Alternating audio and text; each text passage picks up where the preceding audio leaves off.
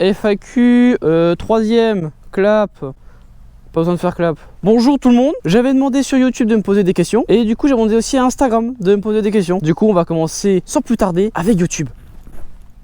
Ah merde, faut que je déverrouille mon téléphone.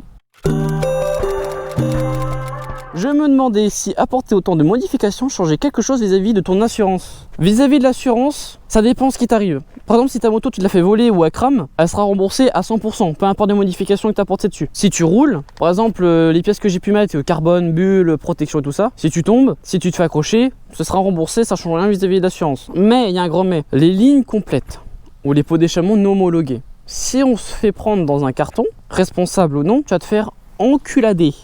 Qu'est-ce que se faire enculader? L'assurance va dire qu'est-ce que tu branches sur route, elle n'est pas homologuée, tu es censé faire que de la piste. Donc de ce cas, l'assurance peut se rétracter et te dire d'où t'es venue la passion de la moto, quels sont tes projets YouTube? Faut remonter il y a à peu près 5 ans, 2016. J'étais venu là où j'habite maintenant, c'est-à-dire dans le centre. Je passais les vacances ici. Et je suis allé dans un concessionnaire moto qui est le Team de l'Étang, qui est tenu par un ancien pilote moto. Le bol d'or, ça dit quelque chose, il a gagné. Voilà. Et en parallèle, je regardais des vidéos YouTube et tout ça, et par hasard je fais, oh, il y a un gars, il fait ce qui s'appelle une téléobservation. Je regarde, au début ça me disait pas trop grand chose, au final j'accroche un peu au délire, et ce con, il s'appelle Wallan. Et en voyant ce gars faire des vidéos, je me suis dit, pourquoi pas moi? Et pourquoi je suis près de la moto en plus? Du coup, je retourne au concessionnaire, je me dis, bon, je veux une ZX6R, je repars chez moi, je passe mes permis, j'ai une 125, et je finis avec une R6, voilà. Alors projet YouTube, ça me permet de parler d'un sujet que je n'ai pas pu aborder. C'est que la chaîne YouTube, elle vit en fonction de ma vie. S'il n'y a pas de vidéo, par exemple au mois d'août, au mois de novembre, décembre, peu importe, c'est que je n'ai pas pu la faire. Et que je fais une vidéo en fonction de mon train de vie. Et j'ai un métier qui, bon, je vais pas m'élargir sur quel est mon métier. C'est que dans mon métier, tu as mon métier de base et tu as plusieurs filières. Et moi, je suis dans la filière où il y a énormément de responsabilités et que le boulot passe avant tout simplement. J'ai une super prod qu'il faudrait que je vous fasse, mais je sais pas quand est-ce que la faire et comment je vous la tourne. Et j'ai une autre vidéo, ce serait la destination finale, mais j'ai envie sans avoir envie. Enfin, la dernière fois que je l'ai fait, ça m'a pris 4 heures juste pour la tourner parce que je me suis paumé. Si vous savez pas ce que c'est que destination finale, je vous mets la petite fiche en haut à droite et je vous invite vraiment à regarder ce que c'est parce que c'était retranscrit en 20 minutes, 30 minutes je crois, mais il y a eu 4 heures de route. Il y a eu 3 heures aller, 1 heure retour.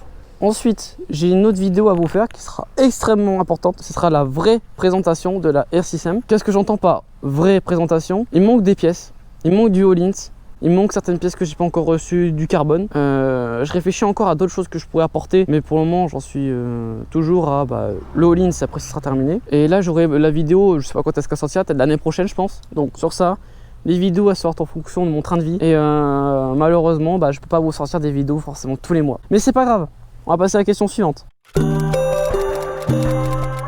Voici presque 2 ans que je cherche de partout le même genre de plaque à numéro de course que celle qu'on peut voir sur la R1M, celle de couleur argent qui se positionne juste au-dessus de la prise d'air frontale. Mais cet élément est visiblement peint d'origine. Peut-être que la société qui t'a confectionné le kit déco saurait le faire. C'est quelle boîte déjà? La société qui a fait mon kit déco, j'ai déjà dit, c'est Féroce Graphique. Et la personne qui me l'a monté, c'est DSC Publicité. C'est faisable. Le mieux, c'est de se rapprocher d'une société qui habite pas loin de chez toi pour leur présenter ce que tu veux. Et là, tu pourras avoir davantage de conseils et potentiellement avoir plus de choses que si tu commandes un kit déco comme moi j'ai pu le faire avec Féroce Graphique. T'as l'autre bout de la France comparé à eux. Et bon, tu peux pas forcément voir la moto que tu veux parce que si t'étais directement allé là où ils sont, ils auraient pu te faire un covering en plus, mettre des machins en plus parce qu'ils ont les matériels sur place. Donc c'est pour ça que le mieux c'est d'aller sur place, de trouver une société qui fait des trucs de publicité ou quoi que ce soit et d'aller les voir, les contacter directement et leur demander. Donc je sais pas si ça a répondu à ta question, mais voilà, c'est ma réponse un peu longue et chiante.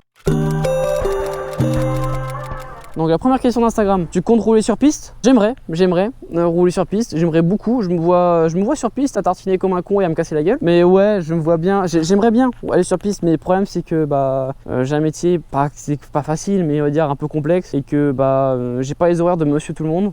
Ce qui fait que les week-ends, c'est des week-ends express quoi, et que je peux pas trop aller sur les circuits et les dates elles correspondent pas à mon train de vie. Mais bon, c'est pas grave, on va se racheter plus tard.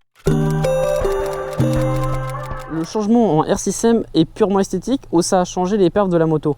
Pour le moment, c'est purement esthétique. Ça n'a rien changé aux perfs. Il faut y avoir l'amortisseur de direction et l'amortisseur arrière Öhlins. Les perfs vont changer dans la partie cycle. Franchement, ça va rien changer. Ce sera juste esthétique, mettre de la belle pièce et ça sera histoire 2 en fait. Petit ratio sur Tours pour admirer la bête. Alors, petit ratio sur Tours, ça peut se faire. Si je vais à Tours, je vous préviendrai. Je vous dirai sur Instagram, donc d'où l'importance de me suivre sur Instagram. Donc oui, je ferai un petit détour à Tours.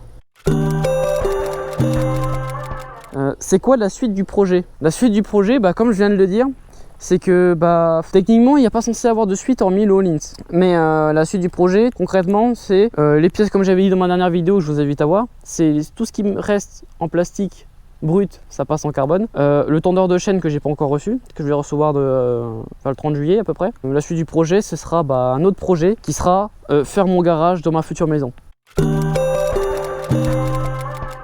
Tu en as eu pour combien en tout, moto plus pièces? La moto plus les pièces qui sont posées sur la moto en ce moment, environ 16 500. Ça fait beaucoup et il reste encore du all-in à poser. Donc tu peux rajouter 2000 balles.